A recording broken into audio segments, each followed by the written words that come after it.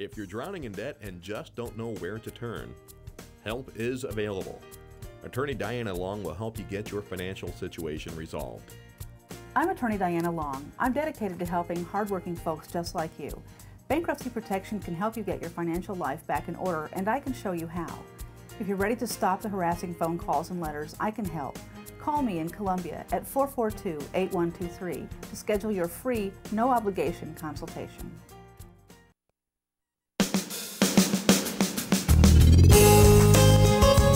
Good morning and welcome to Radio Friends on our first full week of December. This is Monday, December the 5th, and we've got two topics today.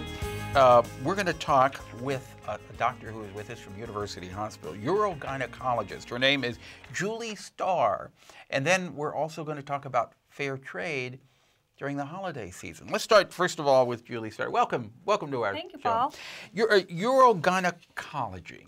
And we were talking before we went on the air a little bit about overactive bladder. Now, you deal mainly with women, but some of the stimulants can go either between men and women. That's right. Alike, right? That's right. What's the most important bit of information you want to get across to our listeners and our viewers this morning? Well, I think overactive bladder is an embarrassing problem, and it's something that people don't like to talk about. And so it's something that they won't even bring up with their healthcare provider. It's a problem that affects 17 million Americans. 17 million? That's right. Men and women? That's right. 1 out of 6 people in America have overactive bladder. How do you know if you have an overactive bladder? Well, the symptoms are strong urges to urinate, going frequently during the day, which is more than 7 or 8 times, getting up more than once in the night to go, and then sometimes not making it to the bathroom one time, so you have an accident before you get there. Are there certain things that can trigger an overactive bladder? I know you were telling me a couple. Well, there's 3 common triggers for that, and one is key in the door. So it's if you're out and about with your family and friends and you don't feel an urge to go, and then you pull into the driveway or pull into your workplace and walk up and start to enter your office or your home and feel a strong urge to go to the bathroom. Another one is... so that's the trigger there is that you just got home. It's very common. Women, a lot of people experience that. Yeah. And then rushing to the bathroom. And also the sight and sound of running water, so turning on the kitchen sink or the shower can trigger a bladder contraction. And also a change in position, so going from a seated to a standing position. Okay, is there anything you can do outside of going to a doctor and being treated for this? Is there anything that we can do ourselves? Well, sometimes moderating your fluids or decreasing caffeinated beverages, chocolate and things like that can trigger overactive bladder. Spicy foods. Oh, spicy foods too? That's right, spicy foods. If people want more information about this, where can they go? How can they contact? Well, you can call our office, 817-3165, or you can go to our website, which is muhealth.org. /Urogyne. Okay, especially as we're going into the holiday season, one of the most important things to keep in mind is watch the caffeinated beverages if you're going to be at a social gathring. Not too much chocolate.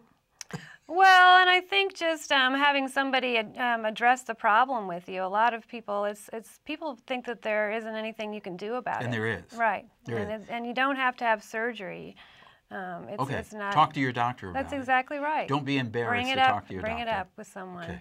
All right. Julie, thank you so much for coming Paul. by. My pleasure. Pleasure seeing you again. You were on our Pepper and Friends show several years back. That's right. Good to see you once again. Thanks. Now, we turn to Nanette Ward and Jessica Canfield, and we're going to talk about something that really does affect each and every one of us, doesn't it? Yes. It's called fair trade. It's not, we've heard about the fair trade agreement, but we're talking here about buying products that have not been produced by slave labor. That's correct. How? How do we know as a consumer whether when we go to a big box store, we're buying something that was produced by a child or someone who is being paid pennies per hour? In the big box stores, there may be a few items that would have a fair trade label on it. Items such as, we've already talked about coffee and chocolate, as a matter of fact, and those are some of the items that in a big box store you might look for that label. It'll have a fair trade label on it. And certified. what does that mean? Well, it's a black and white label, and it really, for coffee and chocolate, it means that that product has been certified. So the organization has been really screened very strenuously to make sure they're adhering to the principles of fair trade, one of which is fair wages, but there are also several things like protecting the rights of children, safe and healthy working conditions, all sorts of things go into it. Now, just because you do not see a fair trade label on a product, that doesn't mean that it has been produced by slave labor, does it? Not necessarily. At Mustard Seed, we're right downtown on 9th Street, so we're a version of a small business that sells fair trade products. And we carry a wide variety of products that go through different processes or maybe are smaller vendors, so they can't pay for the certification. So in that case, what you would want to do is just research that organization, that company, and find out what that company's policies are. You can see on our website, we do our own screening if they're not fair trade members. And in other stores, and even big box stores, you can really look and see what are their corporate social responsibility practices and find out, you know, are they being intentional about not supporting slave labor in their practices. Can you go to the website of the product that you're thinking about buying? Will that website tell you how it's produced and who's producing it? If it's fair trade, Yes, it will. They will, because if it is fair trade, they'll want to make a point to point out to folks that it is. But I do want to say, and this, by the way, is from Jessica's store, but we have several stores where you don't have to worry about the label, who specifically have products in their store, great for the holiday shopping, and you can trust that the folks who have the store here locally have brought in products that are slave-free products. And we have the Mustard Seed downtown, Peace Nook on Broadway downtown, the Global Market, which is inside the Community United Methodist Church here in Columbia, the Anthropology Museum At the university. At the university, and in Hallsville, not too far away, there's a Sassafras Moon World Gifts. And of course, if you buy and eat at places that are like our open markets, help me, I can't think of the word. Oh, Like the root cellar. Places that use locally grown products. Yeah, farmers markets. Thank you. The farmers market where you know there's local. That also supports products that are not And slave Nanette and labor. Jessica are with Central Missouri Stop Human Trafficking Coalition. International Rights Day, we're just about out of The time. meeting on Wednesday, come to a coalition meeting and part of celebrating. coming Wednesday? Yes, December 7th at 5:45 Where in is it going to be? Parkade Center downstairs.